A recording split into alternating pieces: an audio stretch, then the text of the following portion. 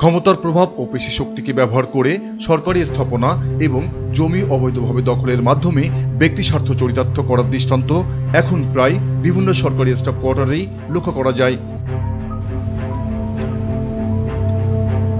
এটি রাজধানীর মিরপুর পাইকপাড়া ৫ তলা সরকারি স্টাফ কোয়ার্টার। এর প্রবেশদ্বারেই সরকারি জমিতে স্থাপন করা হয়েছে একটি আড্ডাখানা।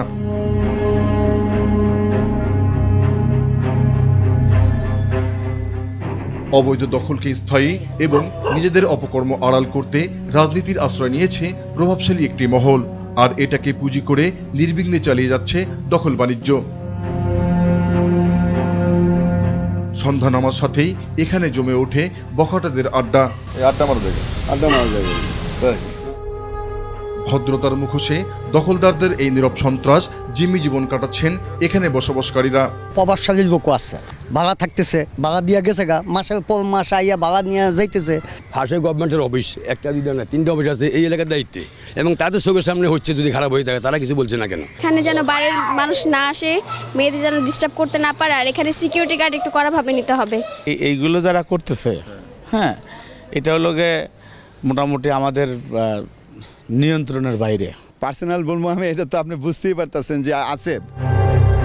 দখল বাণিজ্যের মূল কার্যালয় হিসেবে ব্যবহৃত হয়ে আসছে এই পাকা ঘরটিতে একটি সাংস্কৃতিক সংগঠনের সাইনবোর্ড লাগানো থাকলেও এখানে কোনো প্রকার সাংস্কৃতিক কর্মকাণ্ড হয় না বলে জানালেন কোয়ার্টারবাসীরা।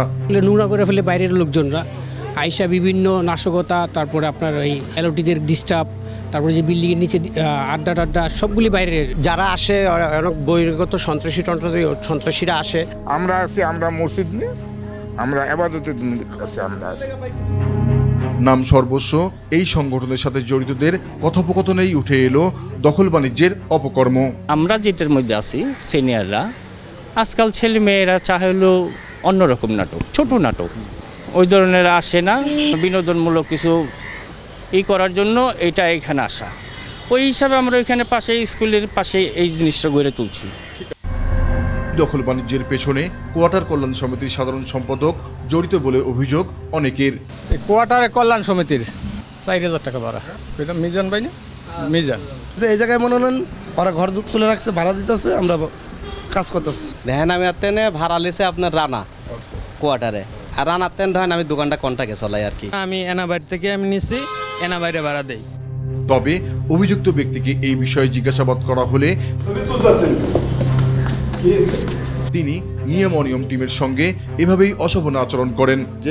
যখন দারোয়ান সুইপারের বেতন পায় নাই, তখন তারা 4টা দোকান বাইর করছে, তাও ডাস্টবিন ভেঙ্গা। বুঝতে পারছেন?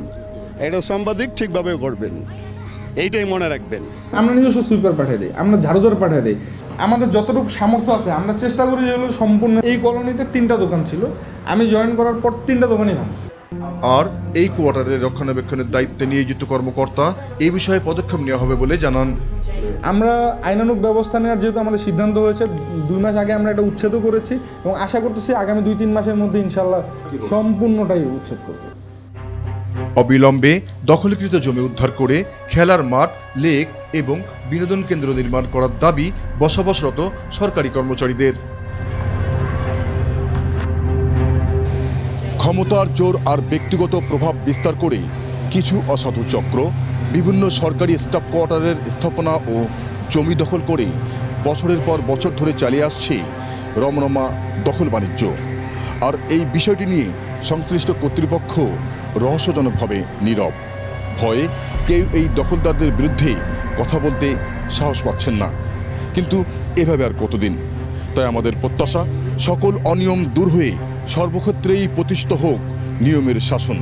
সমাজে ঘটে যাওয়া এসব অনিয়মগুলো আপনাদের সামনে তুলে ধরতে মাই টিভি সংবাদের সাপ্তাহিক এই আয়োজন নিয়ম অনিয়ম। সঙ্গে আছি আমি জাহিদ আহমেদ বাবু।